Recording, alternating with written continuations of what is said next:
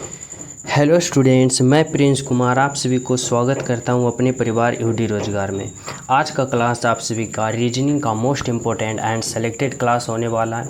अगर आप लोग किसी भी गवर्नमेंट जॉब की तैयारी कर रहे हो, किसी भी कम्पिटिटिव एग्ज़ाम की तैयारी कर रहे हो, जैसे एसएससी, रेलवे हो, यूपी पुलिस हो, सीजीएल हो, सीएचएसएल हो, एमटीएस हो, तो आप सभी के लिए यह क्लास परफेक्ट होने वाला है। और यह सीरीज़ में आप सभी को जितने भी प्रश्न देखने को मिलेगा, सभी प्रश्न आप सभी के एग्ज़ाम के पैटर्न पर आधारित रहेगा।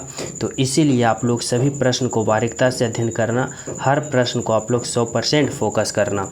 और यह क्लास जो है, यह क्लास का सीरीज जो है, हमारे तरफ से सुबह और शाम दोनों टाइम प्रोवाइड कराया जाता है, ताकि हमारे जितने भी विद्यार्थी हो ज़्यादा प्रश्नों पे प्रैक्टिस करें और अपने नंबर को ज़्यादा एग्ज़ाम में इंक्रीज कर पाएँ। ठीक है, तो चलो मैं शुरू करता हूँ। पहला प्रश्न देखो, पहला प्रश्न यहाँ पे कर रहा है कि उस विकल्प का चयन करें जो खाली स्थान भरा जाए और श्रृंखला को पूरा करें। यानी बताना होगा यहाँ पे कि यहाँ पे जो खाली स्थान है ना, इसके जगह पे बताना होगा कि क्या भराएगा। तो यह क्या है? तो यह सीरीज वाले प्रश्न है। और कैसा सीरीज वाले प्रश्न है? तो संख्याओं का सीरीज है। ठीक है, और जब भी संख्या का सीरीज हो जाए तो आप लोग इस तरह से लॉजिक लगाना कि आखिर इतना से इतना इतना इतना इस प्रकार से हो रहा है, तो क्या हो रहा है, क्या लॉजिक लगा रखा है। तो देखो यहाँ पे क्या हो रहा है ना कि स्टेप बाय स्टेप क्या हो रहा है, इंक्रीज हो रहा है ना। तो अब समझो यहाँ पे कि किस प्रकार से इंक्रीज हो रहा है भाई। तो समझो, अगर हम बात करें कि यहाँ पे देखो 2 से 5 गया तो क्या हुआ, 2 से 5 हुआ यानी प्लस का 3 हुआ, यानी 2 में 3 जोड़ा 5 हो गया। फिर देखो 5 से 10 हुआ तो क्या हुआ भाई, तो प्लस का 5 हुआ, प्लस का 5 हुआ ना, 5 और 5 जोड़ोगे 10। फिर देखो 10 से क्या हो गया, 17 गया, यानी क्या हुआ, तो प्लस का 7 हुआ। ठीक है, फिर देखो 17 से 26 हुआ, तो 17 से 26 हुआ तो क्या हुआ, तो यहाँ पे देखो अगर 17 से 26 हुआ यानी 17 में क्या जोड़ा भाई, तो यहाँ पे 9 जोड़ा, 9 7 16 और 1 1 2 हुआ ना 26, 17 प्लस का 9 26। आगे देखो 26 से 37 गया तो क्या हुआ भाई, तो देखो यहाँ पे हुआ 1 और 1 यानी 11 प्लस का कितना जोड़ा, तो प्लस का 11 जोड़ा ना। तो देखो क्या सीरीज चल रहा है। अब आप सभी को समझ में आया होगा कि देखो प्लस का 3 में 2 जोड़ा 5, 5 में 2 जोड़ा 7, 7 में 2 जोड़ा 9 और 9 में 2 जोड़ा 11। तो इस बार हम 37 में यहाँ पे कितना जोड़ेंगे भाई, तो 11 में 2 जोड़ेंगे तो क्या होगा, 13 होगा। यानी हमें 37 में कितना जोड़ना चाहिए, तो 37 में हमें 13 जोड़ना चाहिए। तो देखो यहाँ पे जोड़ो, 7 और 3 10 के 0, बाकी 1 और 3 और 1 4 और 1 बकाया 50, यानी यहाँ पे क्या आया, तो 50 आया। यानी कि हम यहाँ पे सीरीज चले, क्या चीज़ का सीरीज चले, तो +3 +5 +7 +9 और +11। उसके बाद जब हम +13 किए तो यहाँ जो खाली स्थान है ना, वहाँ पे क्या आया हमारा राइट आंसर, तो 50 आया, जो कि कौन सा ऑप्शन में है, तो ऑप्शन नंबर सी में है आपका राइट आंसर और बिल्कुल सही आंसर। समझ रहे हो यहाँ तक सभी विद्यार्थी कि आपका राइट आंसर क्या निकल के आया, तो ऑप्शन नंबर सी निकल के आया, जो कि बिल्कुल सही है। ठीक है, समझ गए हो। तो चले नेक्स्ट प्रश्न पे। तो देखो नेक्स्ट प्रश्न आप लोग समझना क्या कर रहा है, 2 नंबर का प्रश्न। देखो 2 नंबर का प्रश्न समझना, इसमें क्या कर रहा है ना कि उस विकल्प का चयन करें जो तीसरी संख्या से ठीक उसी प्रकार है जिस प्रकार दूसरी संख्या पहली से। यानी यहाँ पे आप सभी को क्या बताना है, यहाँ पे संख्याओं का संबंध। क्या बताना है, संख्याओं का संबंध। यानी जिस प्रकार 18 से 323 हुआ, उसी प्रकार 38 से यहाँ पे क्या होगा भाई, तो समझ रहे हो ना। तो देखो अगर हम बात करें कि 18 से आखिर 323 किस प्रकार हुआ, तो देखो अगर हम यहाँ पे इस 18 को क्या करते हैं, तो 18 का मैं क्यूब करता हूँ, 18 का मैं क्या करता हूँ, स्क्वायर करता हूँ। तो 18 का स्क्वायर करोगे तो कितना आएगा भाई, तो 18 का स्क्वायर सभी विद्यार्थी को पता होगा कितना होता है, तो 324। कितना होता है, 324। लेकिन यहाँ पे लिखा है 323, तो इसके लिए क्या करो, आप माइनस का 1 करो। तो देखो 300 कितना आया, 23 आया ना। देखो यहाँ पे 323 लिख दिया। यानी क्या किया कि पहले वाले को स्क्वायर किया, स्क्वायर करने के बाद 1 घटा दिया यानी 1 घटा दिया, उसके बाद यहाँ पे आ गया। तो वही लॉजिक यहाँ पे लगाएंगे, यानी क्या करेंगे 38 का स्क्वायर करेंगे और 1 घटा देंगे और राइट आंसर पता करेंगे। अब देखो बोलोगे कि सर 38 का तो हमें स्क्वायर याद नहीं है, बहुत सारे स्टूडेंट ऐसे होंगे जिनको याद नहीं है। तो मैं बता चुका हूँ पिछले क्लास में ही कि 2 संख्याओं का वर्ग निकालने के लिए बोले तो किस प्रकार करोगे, मैं बता चुका हूँ ना। चलो मैं इसमें भी बता देता हूँ। चलो अगर आप सभी को मान लो खुदा नहीं खास कि 38 का आप स्क्वायर भूल गए हो, मान लो कि आप भूल गए हो, ठीक है। अब हमें एग्ज़ाम में ऐसे सिचुएशन में कैसा स्टेप उठाना चाहिए ताकि हमें राइट आंसर आ जाए। तो इस तरह से कि तुरंत फटाक से 38 का स्क्वायर करो। किस प्रकार से, तो इस प्रकार से सबसे पहले आप लोग 1 2 3 रेखा इस तरह से खींच लो, ठीक है, खींच लियो। उसके बाद आप लोग या जो पहला 8 है ना, 8 का स्क्वायर करो। तो 8 का स्क्वायर सभी विद्यार्थी को पता होगा कि 8 का 64 यानी 8 का स्क्वायर 64 होता है। तो 64 का यहाँ पे 4 लिखो, क्या लिखोगे 4, और बाकी 6 रखा ना, 6 बाकी रहा तो 6 यहाँ पे लिख दो। कहाँ लिख दोगे, यहाँ पे, ठीक है। अब उसी प्रकार यहाँ पे क्या बचा, तो यहाँ पे 3 बचा, यहाँ पे 8 बचा। और अब क्या करो कि इस 3 को, ठीक है, और इस 8 को, और यहाँ पे क्या है 2 है, तो इस 2 को गुना करो, यानी 3 गुने 8 गुने 2, या जो स्क्वायर है ना इसको भी गुना कर दो। तो 3 गुने 2 गुने 8 करोगे तो 8 दूना 16 और 16 तिया 48 आ गया। अब देखो यहाँ पे 48 आया और आपका बकाया कितना बच रहा है, 6 बच रहा है, 6 बचा है। तो इसको जोड़ोगे ना बकाया को, तो 8 6 14 के 4 और बाकी 1 और 4 1 5, यानी कितना आया 54। अब 54 आया ना, तो 54 के यहाँ पे क्या लिखोगे 4, और बाकी कितना बच गया 5, तो यहाँ पे बाकी 5 लिखोगे, ठीक है। बाकी कितना लिखोगे 5। अब देखो यहाँ पे क्या बच रहा है, तो 3 बच रहा है। अब इस 3 का आप लोग भी स्क्वायर करो, तो 3 का स्क्वायर करोगे कितना होगा, तो 3 का स्क्वायर 3 तिया का 9, और ये जो बकाया 5 है ना, ये जो बकाया 5 है इसको जोड़ो। तो 9 और 5 जोड़ोगे तो कितना होगा, तो 9 और 5 14, यानी आपका जो वर्ग निकल के आया ना, यानी 38 का जो स्क्वायर निकल के आया, क्या आया, तो यहाँ पे 1444 आया। क्या आया, 1444 आया। अब फिर यहाँ पे 38 का स्क्वायर किया हो तो 1444। अब इसमें आप लोग क्या करोगे, तो 1 घटा दोगे, तो 1444 में 1 घटाओगे तो क्या आएगा 1443 आएगा। यानी यहाँ पे जो राइट आंसर होगा ना आपका क्या होगा, तो 1443 होगा, जो कि बिल्कुल सही है और बिल्कुल सत्य ऑप्शन नंबर डी है। समझ रहे हो ना यहाँ तक कि किस प्रकार से हमें क्या करना है ऐसे सिचुएशन में जब वर्ग हमें याद ना हो तब, ठीक है। तो चले नेक्स्ट पे। तो देखो नेक्स्ट प्रश्न समझना क्या कर रहा है, 3 नंबर का प्रश्न। देखो 3 नंबर का प्रश्न समझने की कोशिश करना। इसमें कर रहा है ना कि दिए गए प्रतिरूप का अध्ययन कीजिए तथा उस संख्या का चयन कीजिए जो इसमें प्रश्न चिन्ह के स्थान पर आ सकती है। यानी यहाँ पे बताना है कि इस भाट के जगह पे कौन सा ऑप्शन आएगा जो आपका राइट आंसर होगा और बिल्कुल सही आंसर होगा। तो किस प्रकार से लॉजिक लगा सकते हो भाई, तो इस तरह से सोचो कि जिस प्रकार से यहाँ पे 37 आया ना, जिस प्रकार से यहाँ 26 आया ना, उसी प्रकार से यहाँ पे राइट आंसर का हम पता करेंगे, ठीक है। तो कैसे करेंगे भाई, तो इस तरह से कि 4507 यानी 4507 से 7077 को आपस में किस प्रकार कैलकुलेशन करें कि हमें 37 आ जाए। तो देखो अगर इतना में इतना घटाते तो बड़ा संख्या आ रहा है, यानी 37 नहीं आएगा, नहीं ना आएगा। तो इसके लिए क्या करेंगे, तो देखो यहाँ पे क्या है 4507, ठीक है, और यहाँ पे क्या है तो 7077 इतना है ना। अब इतना का हमें कैलकुलेशन करके कितना लाना चाहिए भाई, तो 37 आना चाहिए। तो देखो कैसे करोगे समझना।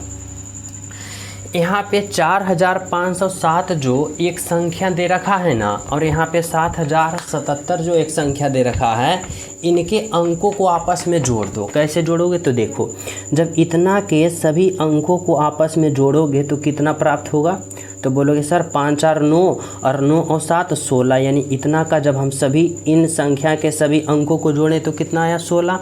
उसके बाद इन संख्या के अंकों को जोड़ो, तो देखो 7 7 14 7 तिया 21 आया।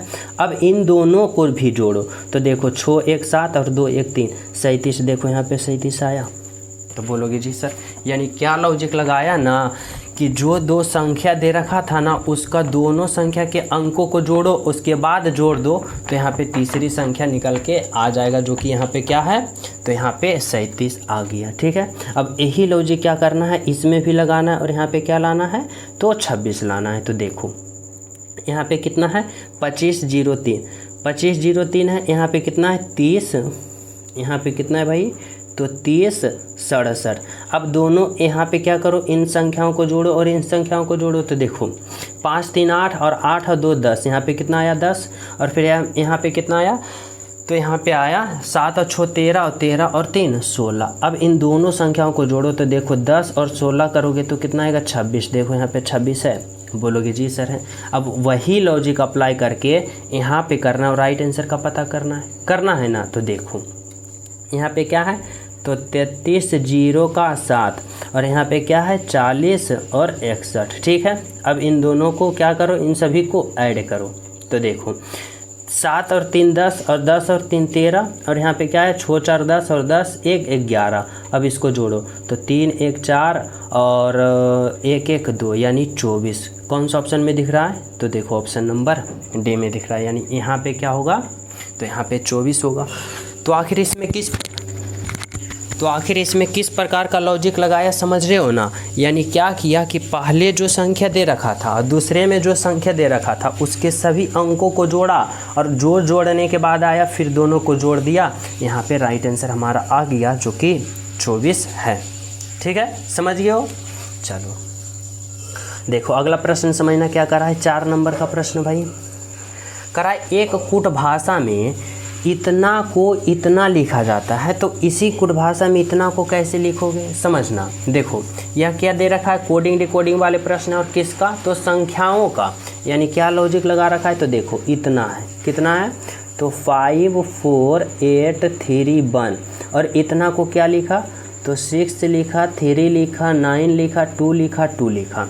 अब बताओ कि इतना से इतना लिखा तो क्या लॉजिक लगा के लिखा, और वही लॉजिक हमें पता चल जाए तो इतना में हम लगा के राइट आंसर पता नहीं कर लेंगे ना। तो कैसे, तो इस तरह से समझना। देखो अगर हम बात करें कि देखो 5 से 6 गए तो क्या हुआ, प्लस का 1, फिर 4 से 3 गया तो माइनस का 1, 8 से 9 गया तो प्लस का 1, और 3 से 2 गया तो क्या हुआ, तो माइनस का 1, और फिर 1 से 2 गया यानी प्लस का 1। यानी क्या सीरीज चल रहा है, तो बोलोगे सर प्लस का 1 माइनस का 1 प्लस का 1 माइनस का 1 सीरीज चल रहा है। तो इसी प्रकार इसमें हम करेंगे और राइट आंसर पता नहीं कर लेंगे ना। कैसे, तो देखो इस तरह से समझना। यहाँ पे क्या है, तो 8 है, 6 है, 2 है, 7 है, 4 है। ठीक है, अब हम क्या करेंगे, तो पहले में हम क्या करेंगे भाई, तो पहले में हम क्या करेंगे, प्लस का 1 करेंगे। तो देखो 8 में 1 जोड़ोगे तो 9, और फिर दूसरे में क्या करेंगे माइनस का 1, तो 6 में 1 घटाओगे तो 5, फिर यहाँ पे क्या करेंगे प्लस का 1, तो यहाँ पे 3, माइनस का 1 6 और प्लस का 1 तो 5। अब देखो 95 36 5 कौन सा ऑप्शन में है, तो ऑप्शन नंबर ए में है 95 36 5, जो कि आपका राइट आंसर है और बिल्कुल सही आंसर है। कौन सा, ऑप्शन नंबर ए। ठीक है, यहाँ तक सभी विद्यार्थी समझ गए हो ना। तो चलिए हम सब अगले प्रश्न पे। तो देखो अगला प्रश्न आप लोग समझना क्या कर रहा है, 5 नंबर का प्रश्न। 5 नंबर का प्रश्न में देखो क्या लॉजिक लगा रखा है, कह रहा है उस वेन आरेख का चयन करें जो निम्नलिखित वर्गों के बीच सही संबंध दर्शाता है। यानी बताना होगा कि विश्व, एशिया और नेपाल, यानी इन तीनों का कौन सा ऑप्शन यहाँ पे चयन करोगे ताकि इन तीनों का एक साथ सही संबंध क्या करे, बता सके। तो कैसे सोचोगे भाई, तो इस तरह से सोचना जैसे कि यहाँ क्या है, तो देखो यहाँ पे विश्व है, एशिया है और नेपाल है। ठीक है, हमारी बातों को समझना।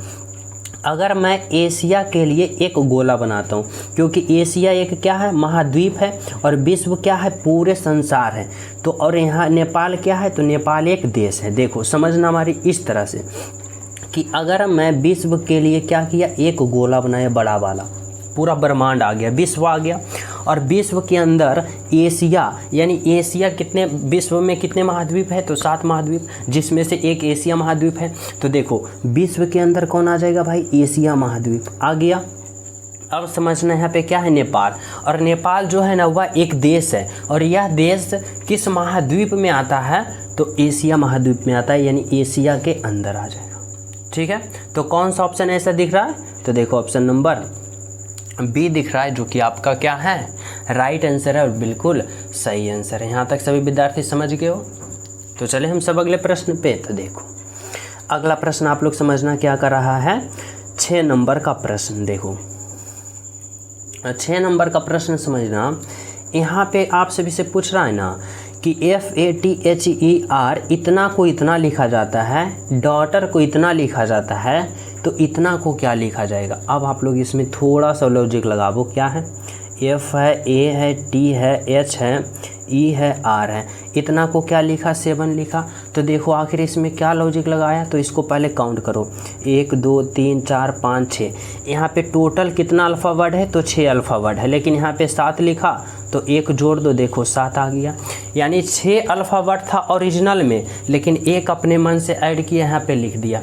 तो वही लॉजिक इसमें देखो कितना अल्फ़ावर्ड है, तो 1 2 3 4 5 6 7 8, देखो 8 अल्फ़ावर्ड है, और इसमें 1 अपने मन से जोड़ा, 9 आया ना।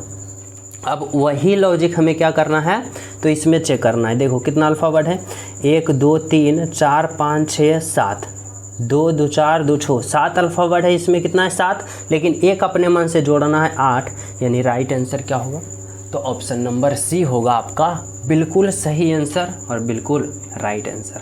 ठीक है, कौन सा ऑप्शन, तो ऑप्शन नंबर सी। तो चले हम सब अगले प्रश्न पे। तो देखो अगला प्रश्न आप लोग समझना क्या कर रहा है, 7 नंबर का प्रश्न भाई। 7 नंबर का प्रश्न देखो यहाँ पे आप सभी से पूछ रहा है ना 7 नंबर का प्रश्न कि निम्नलिखित समीकरण को सही बनाने के लिए कौन से 2 चिन्ह को आपस में बदला जा सकता है। देखो यहाँ पे क्या है, स्ट्रक्चर दे रखा है, यानी समीकरण दे रखा है, और यहाँ पे आप सभी को बताना होगा कि कौन सा इन चारों ऑप्शन में से एक ऑप्शन उठाओगे और 2 चिन्ह को अदला बदली करके यहाँ पे 14 आना चाहिए कैलकुलेशन करने के बाद। तो देखो कैसे समझोगे, तो इस तरह से समझना। देखो अगर मैं ऑप्शन ए को चलो मैं उठाता हूँ, ठीक है, तो देखो भाग के जगह जोड़ रखो और जोड़ के जगह भाग रखो। देखो समझना, भाग के जगह क्या रखो, जोड़, तो भाग है यहाँ पे जोड़ रखो, और जोड़ के जगह यहाँ पे भाग रखो। ठीक है, अब इसको कैलकुलेशन करो कैसे, तो बोर्ड मास प्रयोग करोगे, या पहले भाग फिर गुना फिर जोड़ अंत में घटाओ। तो देखो जब 20 में 5 से भाग दोगे तो क्या आएगा, तो 5 20 में जब 5 से भाग दोगे तो 4 आएगा, और 4 गुण, इस तरह से समझना, मैं डिटेल से ही बताता हूँ। देखो यहाँ पे कितना है, 20 है, और इस जोड़ के जगह क्या रखना है भाई, तो जोड़ के जगह हमें भाग रखना है और भाग के जगह जोड़ रखना है। ठीक है, और यहाँ पे 5 आएगा, गुना का 3 और जोड़ 3 माइनस का 1, और हमें चाहिए 14। तो देखो यहाँ पे जब 20 में 5 से भाग दोगे तो 4, गुना का 3 प्लस का 3 और माइनस का 1। अब देखो गुना करोगे तो 4 गुने 3, 4 तिया 12, 4 तिया 12, और 12 प्लस 3 करोगे तो 12 3 15, और 15 में 1 घटाओगे, देखो 14, यहाँ पे 14 आ गया ना। यानी क्या हुआ, तो पहला ही ऑप्शन क्या हो गया, राइट आंसर आ गया, यानी पहला ही ऑप्शन जो है वह लागू हो गया। यानी जोड़ के जगह भाग रखो और भाग के जगह जोड़ रखो, आपका राइट आंसर आ जाएगा। ठीक है, चलो नेक्स्ट प्रश्न देखो क्या है, 8 नंबर का प्रश्न समझना। 8 नंबर का प्रश्न क्या दे रखा है भाई, यहाँ पे कराए निम्नलिखित शब्दों को एक तर्कपूर्ण एवं अर्थपूर्ण कर्म में व्यवस्थित करें। यानी बताना होगा कि इसमें सबसे पहले कौन होगा, उसके बाद और फाइनल अंत में कौन होगा। इस तरह से एक कर्म में सजा के लिखना है। ठीक है, तो देखो समझना यहाँ पे क्या है, तो देखो सबसे पहले क्या होगा भाई, तो सबसे पहले विद्यालय होगा। यानी आप लोग जब छोटे होंगे तो सबसे पहले कहाँ गए होंगे, तो विद्यालय, यानी 5 नंबर। जब विद्यालय आप लोग गए होंगे तो आपको क्या प्राप्त हुआ होगा भाई, तो शिक्षा प्राप्त हुआ होगा, यानी 3 नंबर। जब आप लोग शिक्षा प्राप्त कर लिए होंगे, यानी कर लिए, तो आप लोग कहाँ क्या होगा, तो आप सभी को भर्ती होगा, यानी भर्ती किया जाएगा, यानी 2 नंबर। ठीक है, जब आप लोग भर्ती हो जाओगे तो आप सभी को एक रूप से क्या दिया जाएगा, रोजगार दिया गया होगा। यानी भर्ती होने के बाद आप सभी को एक रोजगार दे दिया गया, यानी क्या हुआ, तो 6 नंबर। ठीक है, अब जब रोजगार आप सभी को मिल गया तो उसके बाद आप सभी को क्या मिलेगा, तो रोजगार मिलने के बाद आप सभी को वेतन मिलेगा, यानी क्या होगा, तो 1 नंबर। और जब वेतन मिल जाएगा उसके बाद आप सभी को क्या होगा, तो यहाँ पे प्रमोशन यानी पदोन्नति यानी जिसे प्रमोशन कहा जाता है। तो आप सभी जब भर्ती हो जाओगे, जब वेतन मिलेगा, उसके बाद आप लोग के पास जितना क्षमता रहेगा उस उतने के अनुसार आप लोग क्या करते जाओगे, प्रमोशन लेते जाओगे। यानी फाइनल अंत में क्या हो जाएगा, तो 4 नंबर प्रमोशन। कौन सा ऑप्शन दिख रहा है, 532614। देखो ऑप्शन नंबर ए दिखा, जो कि क्या है आपका राइट आंसर है और बिल्कुल सही आंसर है, ऑप्शन नंबर ए। ठीक है, समझ गए सभी विद्यार्थी। तो चले हम सब नेक्स्ट प्रश्न पे। तो देखो नेक्स्ट प्रश्न आप लोग समझना क्या कर रहा है, 9 नंबर का प्रश्न। 9 नंबर का कर रहा है कि उस विकल्प का चयन करें जो तीसरे शब्द से ठीक उसी प्रकार है जिस प्रकार दूसरा शब्द पहले से। यानी यहाँ पे आप सभी को संबंध बताना है और उसका संबंध बताना है। तो किसका, तो शब्दों का संबंध। और शब्दों का संबंध इस प्रकार से सोचना कि हरा का जिस प्रकार संबंध रंग से, हरा का संबंध किससे भाई, रंग से, तो उसी प्रकार क्रिकेट का संबंध यहाँ पे क्या होगा। तो देखो यहाँ पे क्या बता रहा है, तो यहाँ पे बता रहा है क्या, विशेषता बता रहा है, यानी गुण बता रहा है। क्या चीज़ बता रहा है भाई, तो हरा एक प्रकार का क्या है, तो रंग है। उसी प्रकार क्रिकेट एक प्रकार का क्या है, तो बोलोगे क्रिकेट एक प्रकार का गेम है, यानी खेल है। यानी जिस प्रकार हरा एक प्रकार का रंग है, तो क्रिकेट यानी गेम एक प्रकार का खेल है। यानी ऑप्शन नंबर सी होगा, जो कि आपका राइट आंसर है और बिल्कुल सही आंसर। समझ गए हो। तो चले नेक्स्ट पे। तो देखो नेक्स्ट प्रश्न आप लोग समझना क्या कर रहा है। देखो 11 नंबर का प्रश्न समझो, इसमें क्या दे रखा है भाई। यहाँ पे कह रहा है ना कि उस विकल्प का चयन करें जो दी गई श्रृंखला में आगे आएगा। यानी बताना है कि ये यहाँ इतना हुआ, इतना हुआ, इतना हुआ, तो इस भाट के जगह पे आप लोग कौन सा ऑप्शन उठा के रखोगे ताकि क्या प्राप्त हो जाए आपको, तो राइट आंसर प्राप्त हो जाए। तो आप लोग किस प्रकार से यहाँ पे सोचोगे भाई, किस प्रकार से समझोगे, तो इस तरह से सोचो और समझो। देखो यहाँ पे देखो कितनी रेखा से बनाया गया है आकृति। यानी 1 तिलियाँ, 2 तिलियाँ, फिर 1 तिलियाँ, 2 तिलियाँ, 3 तिलियाँ, फिर 1 2 3 4 तिलियाँ हैं। तो इस बार कितना होना चाहिए, 5 तिलियाँ। और वो भी कैसा होना चाहिए, तो इस तरह से 1 तिलियाँ, 2 3 4 और 1 5 तिलियाँ, यानी नीचे की ओर होना चाहिए। देखो ऑप्शन ए तो होगा नहीं, ऑप्शन बी तो होगा नहीं, और ऑप्शन सी इसलिए नहीं होगा क्योंकि 1 2 3 4 ऊपर के चला गया, लेकिन ऊपर नहीं जाना चाहिए, हमें नीचे आना चाहिए। यानी कौन सा ऑप्शन बचा, तो ऑप्शन नंबर डी बचा, जो कि आपका राइट आंसर है। देखो 1 तिलियाँ, 2 3 4 और 5, ठीक है। यानी कौन सा ऑप्शन होगा, तो ऑप्शन नंबर डी होगा आपका राइट आंसर, जो इस भाट के जगह क्या होगा, भराएगा। ठीक है, यहाँ तक सभी विद्यार्थी समझ गए हो ना। तो चले हम सब अगले प्रश्न पे। तो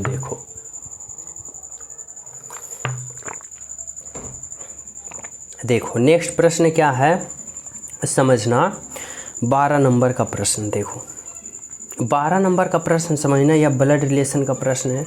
और आखिर इसमें किस प्रकार का यहाँ पे लॉजिक लगा रखा है, जो आप सभी को समझना होगा। देखो करा ए और बी सी के भाई है। देखो ए और बी जो है ना, वह ए और बी जो है वह सी का क्या है, भाई है। यानी दोनों पुल्लिंग है, ठीक है। ए बी जो है सी का भाई है।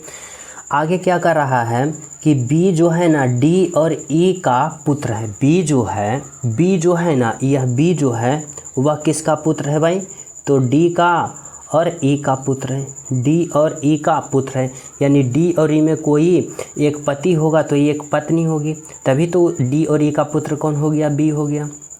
समझ रहे हो। आगे देखो डी जो है एफ की पुत्री है, या डी जो है ना, यह डी जो है किसकी पुत्री है, एफ की क्या है, एफ की पुत्री है। तो पुत्री है तो ये स्त्रीलिंग होगी, और ये जब दोनों पति पत्नी हैं तो ये डी स्त्रीलिंग है, तो ई पुल्लिंग होना चाहिए, ठीक है। आगे देखो पी जो है ई का ससुर है। देखो पी जो है ना, पी जो है ई का ससुर, जब ई का ससुर होगा कौन, पी, तो पी देखो ई का ससुर होगा तो एफ क्या होना चाहिए, सास होना चाहिए। और पी और एफ दोनों क्या है, पति पत्नी, समझना, ठीक है। आगे देखो करा है क्यू एफ का पुत्र है। देखो क्यू जो है ना, क्यू एफ का पुत्र है, यानी यहाँ पे समझना एफ का पुत्र कौन है भाई, तो एफ का पुत्र क्यू है। क्यू जो है वह क्या है, एफ का पुत्र यानी पुल्लिंग है। अब ये दोनों क्या है, तो ये दोनों भाई बहन हैं और ये दोनों पति पत्नी है। ठीक है, अब देखो प्रश्न क्या करा, प्रश्न को समझना। ए पी से किस प्रकार संबंधित है। ए देखो कहाँ, यहाँ है, और पी कहाँ, यहाँ, यानी पी जो है ना वह ए को क्या कहेगा भाई। तो देखो यहाँ से हमारी बातों को समझना इस तरह से, किस तरह से, तो इस तरह से।